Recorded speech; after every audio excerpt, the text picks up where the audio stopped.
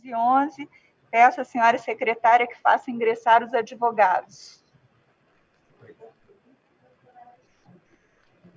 Já ingressaram?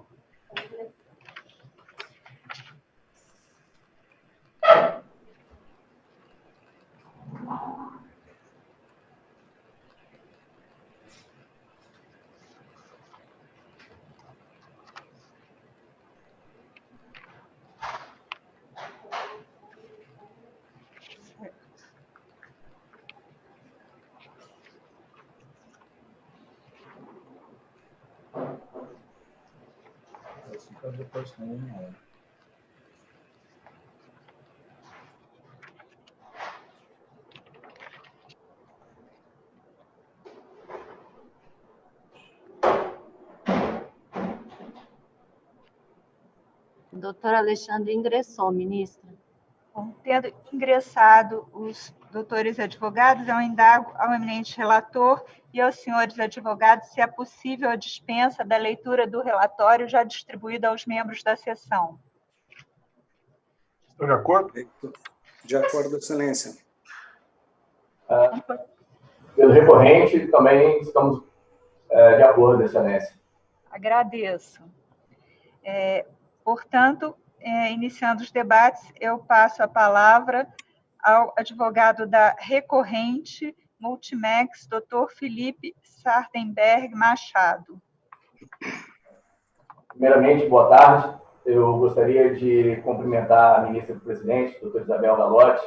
Gostaria ainda de cumprimentar o ilustre ministro relator, doutor Vilas Boas, do qual eu cumprimento os demais ministros dessa sessão. Excelência, hoje a ideia é derrubarmos um posicionamento majoritário dessa Corte, mas um posicionamento que até então, dada a máxima vênia, não privilegiou o melhor entendimento a ser aplicável à questão. Estamos aqui discutindo a aplicabilidade ou não da prescrição ânua prevista no artigo 22 da Lei 9.611 de 98, aos contratos de transporte marítimo unimodais. Essa celeuma, ou essa discussão, ela surgiu com o advento do Código Civil de 2002, quando, momento neste que até então vigia o entendimento pela aplicabilidade da prescrição sim ânua a todos os contratos de transporte marítimo, unimodal ou multimodal, de acordo com o artigo 449.3 do Código Comercial. Na sequência dos anos, mas assim, ainda antes do Código Civil de 2002, foi promulgado e passou a vigir a referida lei hoje em análise, 9.611 de 1998, que estabeleceu um tratamento único aos contratos de frete marítimo multimodais. Nesse caso, no que é pertinente à análise que hoje a gente se propõe, houve o estabelecimento do prazo prescricional único a somente os contratos multimodais, mas até então ainda vigia o entendimento do Código Comercial. Em 2003, com a vigência do Código Civil, passou-se então a discussão, originalmente, se havia ou não havia a possibilidade de tratamento único. E muitos tangenciaram-se ao entendimento que, para os contratos unimodais, deveria ser aplicado, quando não, o prazo quinquenal ou o prazo decenal, a depender de hipóteses que não venham ao caso nesse momento. Excelências, na verdade, houve uma instauração de um entendimento conflituoso que deu tratamento a institutos praticamente iguais. Institutos esses que, na prática, na verdade, até se revelam como únicos. E, nesse ponto, eu gostaria de fazer uma citação das palavras do ministro Sanseverino, quando, então, do seu voto de divergência no RESP 1.340.041 de São Paulo. Abre aspas. Isso porque, do ponto de vista do armador, titular da pretensão, a demurge é sempre o mesmo fato, seja o transporte marítimo o único meio de transporte unimodal, seja ele apenas uma parte do transporte multimodal. É possível, em tese, inclusive, que um mesmo container existam mercadorias sujeitas a um contrato de transporte multimodal e outras a um contrato unimodal. Efetivamente, nada obsta que um operador de transporte multimodal também celebre contratos de transporte unimodal. Fecha aspas. Excelências, vejam, um mesmo container, que é o objeto da demurge, ele pode ter dentro dele mercadorias com características contratuais distintas e que, na prática, não se revelam tão distintas assim. Porém, aos olhos do ordenamento, teriam consequências legais diferentes. Ou seja, o container será devolvido ele mesmo, mas dentro dele gerariam consequências jurídicas diferentes. E é esse, talvez, a maior celeuma que hoje a gente se depara. E, na prática, e nas instâncias inferiores, inclusive, acabam por criar um verdadeiro obstáculo a um julgamento preciso.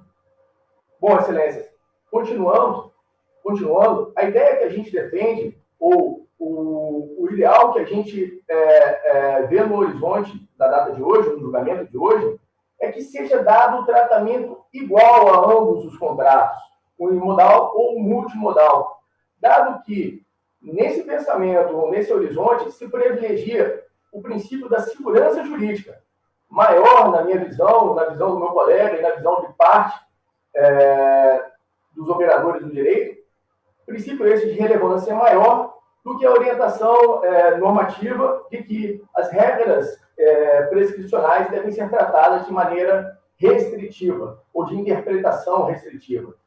Excelência, restringir a aplicação das regras prescricionais, nesse caso em especial, acaba por criar uma consequência jurídica negativa maior do que positiva. E nesse ponto, excelência, eu trago também a colação um outro trecho do voto do ministro São Severino naquele mesmo julgamento. Abre aspas. Como ensina Washington de Barros Monteiro, abre aspas nesse trecho, na interpretação deve sempre preferir-se a inteligência que faz sentido à que não faz. Deve ser afastada a éxide que conduz ao vago, ao inexplicável, ao contraditório. Fecha aspas, curso de Direito Civil, parte geral, 11ª edição de São Paulo, 1972. Excelência, vê-se que o que estamos buscando aqui é a aplicação, entre aspas, do lógico, do que deve conduzir a um julgamento único, a um julgamento que vai trazer repercussões positivas a todo o ordenamento jurídico e a todos os jurisdicionados, que poderão, se por acaso estiverem compartilhando determinado container, esperar uma tranquilidade ou uma unicidade de tratamento àquele container, uma vez que ele não sabe se a mercadoria daquele outro contratante tem as mesmas características jurídicas que a sua. Excelência, reconheço o posicionamento, reconheço a tese até então majoritária, mas ouso a discordar, data máxima vênia. Por quê? Porque a insegurança jurídica é um dos maiores males do nosso ordenamento. E, por fim, a parte que me proponho nessa fala, excelência, esse tratamento não isonômico acabará por criar ou incentivar outras discussões que hoje já são debatidas nas instâncias inferiores, qual seja a tentativa de entendimento da a tentativa de igualar as características jurídicas dos transportes unimodal e multimodal para efeito de aplicação, aí tem então o entendimento unânime, do artigo 22 da Lei 9.611 de 98. Excelência, encerro minha fala, mas peço, dado o tempo que ainda tenho, que seja ouvido meu colega também, que patrocina também esse processo conjuntamente, nesse caso. Vai trazer mais elucidações, até porque também é despachante aduaneiro e tem um conhecimento prático. Doutor Fábio. Ele é advogado? É advogado, excelência. Eu protocolizei o subestabelecimento dele na sexta-feira. É advogado e despachante aduaneiro. Patrocina. Como é o nome? Ministra, só não houve a inscrição prévia para sustentação. Se houver Ele permissão de está voto, complementando o tempo. Se Só é complementando a minha advogado fala, constituído, Vossa Excelência tem a palavra para Muito completar o tempo. Doutor? Obrigado, Silêncios.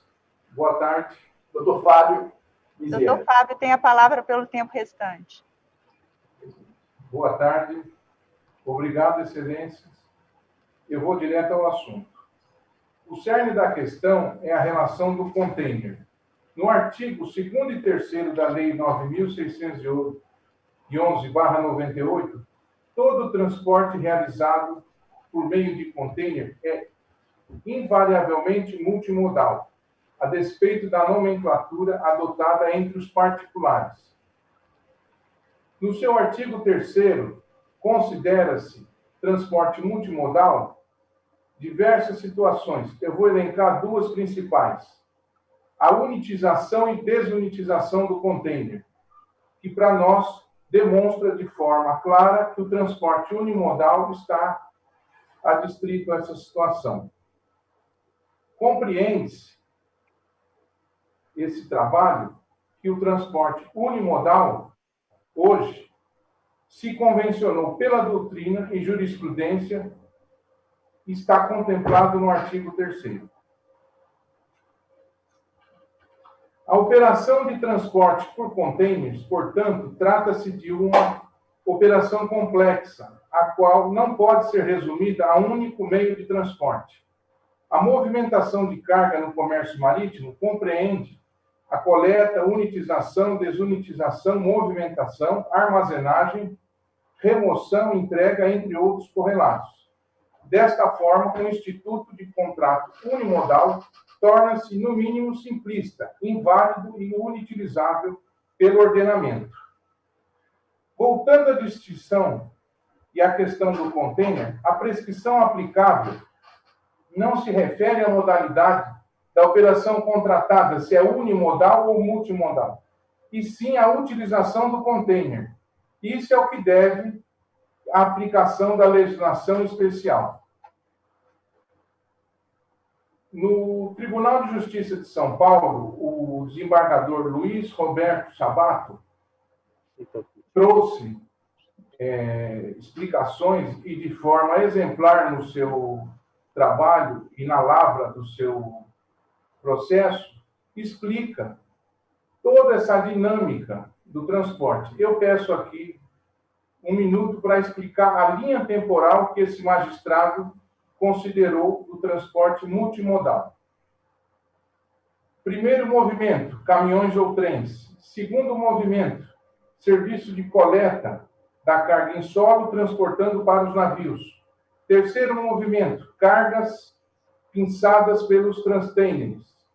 Quarto movimento, dispositivo da carga, depósito da carga em posição justaposta a que se encontra antes. Pois bem, realizado tudo por meio de um container, esse é o transporte sempre multimodal. Segundo os atuais modelos logísticos exigidos para transporte de mercadoria por containers, toda mercadoria transportada passa por um processo de unitização e desunitização, o que, na prática, por força do artigo 3º da Lei 9.611, descaracteriza o transporte unimodal. Se há qualquer operação descrita no artigo 3º, portanto, o transporte será multimodal. Não há que se falar, portanto, em aplicação analógica da prescrição anual, mas sim da aplicação simples e pura da lei especial. O ministro Paulo de Tarso, no RESP 1.395.095, no seu dissenso e falando sobre a prescrição, lavrou o voto. Eu vou ler aqui parte dele, data vênia, eu peço licença. Se a demurrage, no transporte multimodal, está sujeita ao prazo prescricional de 1 ano, e considerando a necessidade de coerência entre as normas de um mesmo sistema jurídico, é recomendável que a prescrição do transporte unimodal também deva ocorrer no mesmo prazo. Isso porque, do ponto de vista do armador, titular da pretensão, letras garrafais, eu falo. A demurragem é sempre o mesmo fato, seja o transporte marítimo o único meio de transporte, unimodal, seja este apenas uma parte do transporte multimodal.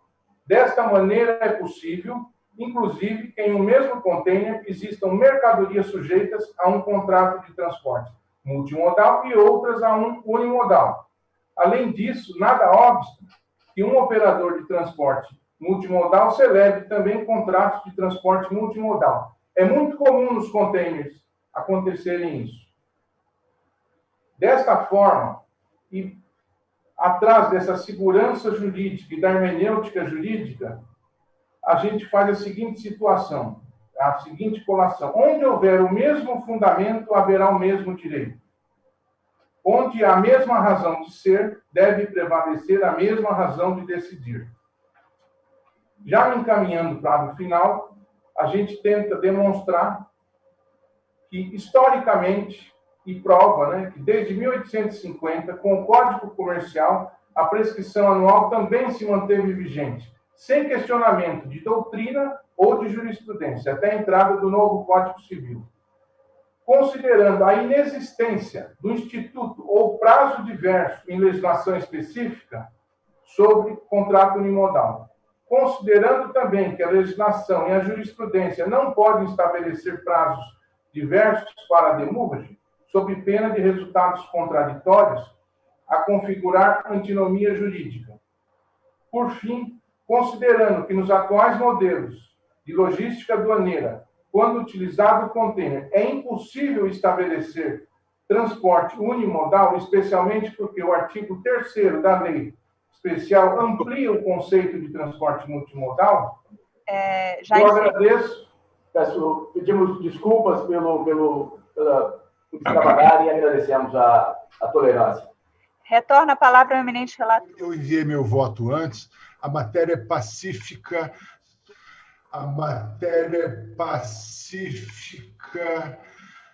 Todos os eminentes ministros da Corte já votaram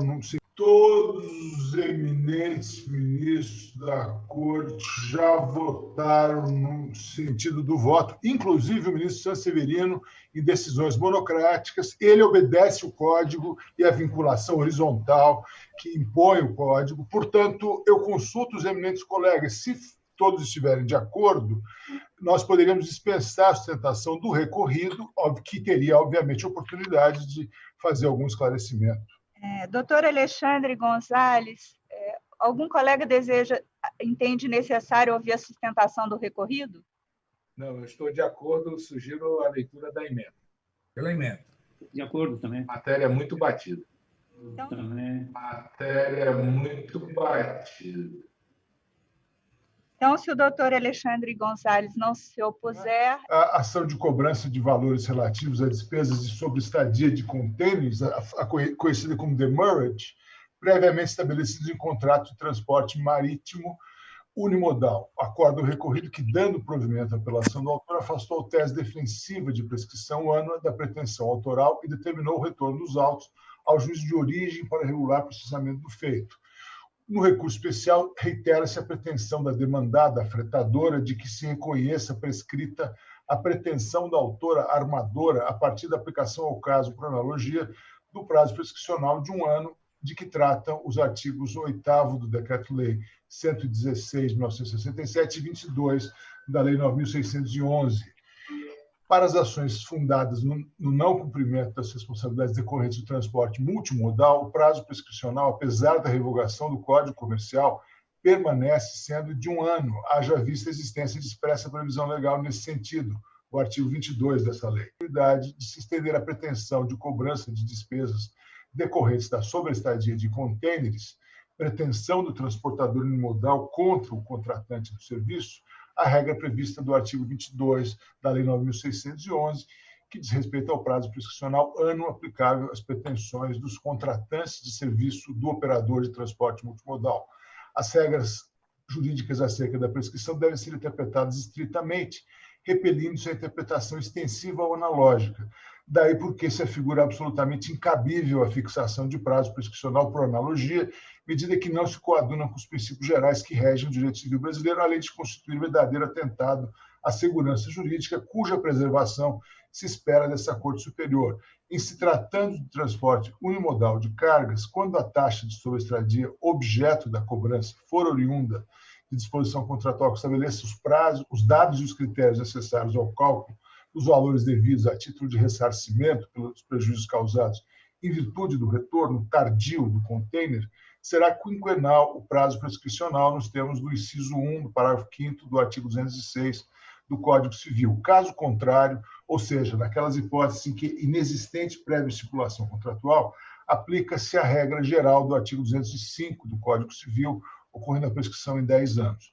Para os fins do artigo 1040, fixa-se a seguinte tese: a pretensão de cobrança de valores relativos a despesas de sobreestadias de contêineres, demurrage, previamente estabelecidas em contratos de transporte marítimo unimodal, prescrevem 5 anos, a teor do que dispõe o artigo 206, parágrafo 5, inciso 1 do Código Civil de 2002, e, nos dois casos, o meu voto é por negar provimento aos recursos. Em debate, alguma divergência? De acordo. Presidente, presidente, eu vou acompanhar o relator, apenas ressalvando a minha posição, conforme foi também expresso na tribuna pelos dois advogados a quem eu presto uma saudação especial. Então, eu ressalvo meu entendimento pessoal em sentido contrário no recurso especial 1.340.041. Então, lá tem a minha manifestação e fica apenas ressalvado, mas diante da consolidação da jurisprudência em sentido contrário, em respeito aos precedentes da Corte e da estabilidade da jurisprudência, da segurança jurídica, eu acabei por aderir à jurisprudência predominante. Obrigado. Certo. Então, a sessão por unanimidade no recurso especial 1.819.826 negou o provimento ao recurso especial. E no recurso especial 1.823.911, conheceu em parte e negou provimento ao recurso na parte conhecida.